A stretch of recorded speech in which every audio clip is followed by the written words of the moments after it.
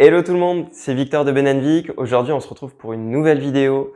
On va aborder le sujet du ROAS, sujet controversé, surtout en ce moment avec la mise à jour d'iOS 14.6. On va notamment se concentrer sur les 3 erreurs d'analyse les plus fréquentes sur le ROAS.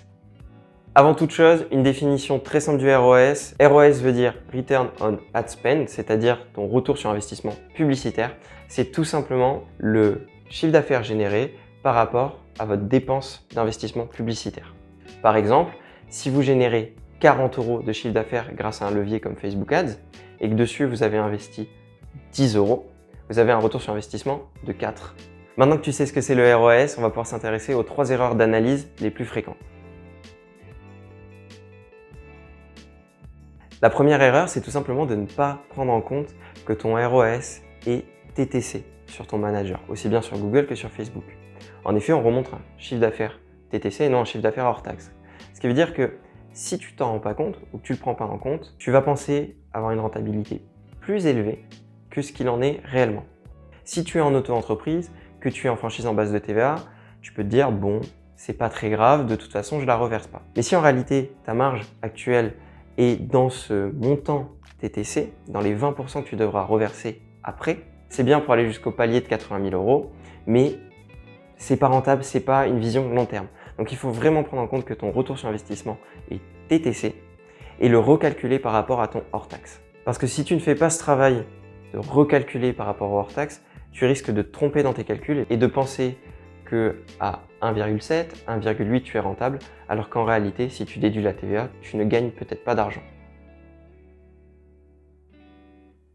La deuxième erreur la plus courante, c'est de penser qu'une baisse de ROAS signifie que tu gagnes moins d'argent à la fin du mois. Ce n'est pas forcément le cas. En effet, ça peut sembler logique, si tu investis 100 € et que tu fais un ROAS de 3, tu gagneras moins que si tu investis 100 € et que tu fais un ROAS de 5. Mais à contrario, si tu investis 100 € et que tu fais un ROAS de 5, c'est peut-être plus rentable pour toi d'investir 1000 € et de faire un ROAS de 3. Parce que par effet de levier, tu vas générer beaucoup plus de ventes.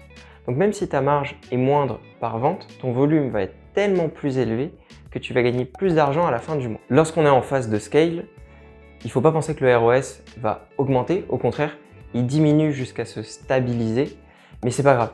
Comme je disais, c'est là où tu vas gagner le plus d'argent parce que tu vas générer beaucoup plus de volume. Donc il ne faut pas se focus sur un ROAS cible en réalité, mais il faut se focus par exemple sur un objectif de bénéfice à la fin du mois par rapport à ton investissement. La troisième erreur la plus courante, c'est de te centrer trop sur ton ROAS. Ce n'est pas forcément le KPI à regarder dans tous les cas. Prenons un exemple. Si tu as un business model de vente de box par abonnement mensuel, est-ce que tu vas regarder le ROAS de tes publicités? Pas forcément. Si tu fais une vente pour 30 € le premier mois et que ta box te rapporte 30 €, tu as 1 de ROAS, on est d'accord. Mais par contre, si ton client reste 3, 4, 5 mois, c'est un client qui t'a coûté 30 à acquérir, mais qui va te rapporter 150, 200 €. Donc ce qui est intéressant dans ce cas-là, c'est la long term value de ton client, donc la valeur long terme, et savoir combien de temps reste en moyenne ton client pour calculer ton réel retour sur investissement. Un deuxième exemple, c'est si tu as un panier moyen qui est très élevé. Tu as beaucoup de produits. La première semaine, tu vas peut-être faire 5 de retour sur investissement. Mais ça ne sera pas stable. Parce que oui, tu vas avoir un panier moyen qui est élevé, mais si tu as aussi des produits qui sont de plus faible valeur, tu auras des ventes qui seront aux alentours des 20 €, 30 €. Et si pendant une semaine, tu vends que ce type de panier, ton ROAS ne sera pas intéressant et pourtant, ton coût par achat n'aura pas bougé. Donc dans ce cas-là, ce qu'il faut faire, c'est te concentrer sur ton coût par achat, regarder sur le long terme ce que tu vends le plus, la moyenne, et prendre ton ROAS sur une durée plus longue.